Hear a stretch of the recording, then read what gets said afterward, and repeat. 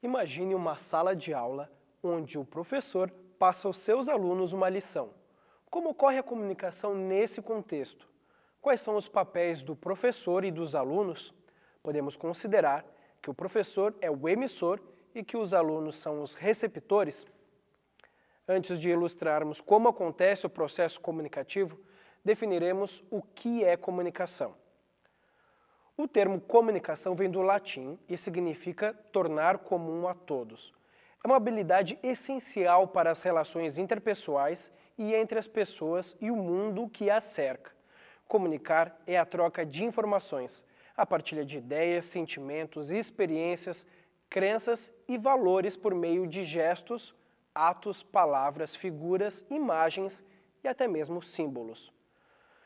Note que a comunicação não acontece apenas por palavras, mas também por um conjunto de expressões corporais, produzidas de forma voluntária ou não e por meio da expressão cultural, como a pintura. Para que o processo de comunicação aconteça de modo adequado, a linguagem corporal precisa estar em conformidade com a linguagem verbal. Voltemos à sala de aula. Será que se o professor reproduzisse a lição apenas por via oral, os alunos se sentiriam convidados a se comunicar? Seria muito mais fácil se ele utilizasse outros meios, por exemplo, imagens e mímica.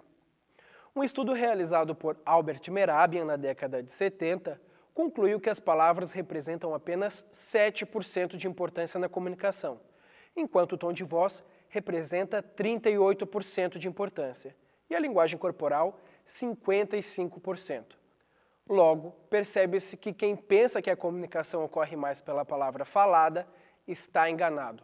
A linguagem corporal, que é aquela não verbal, fala mais do que as próprias palavras. Dessa forma, seria mais provável que os alunos prestassem atenção à aula se o professor complementasse a linguagem verbal.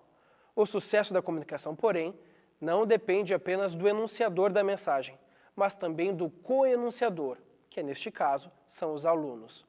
Vamos entender como o processo comunicativo funciona.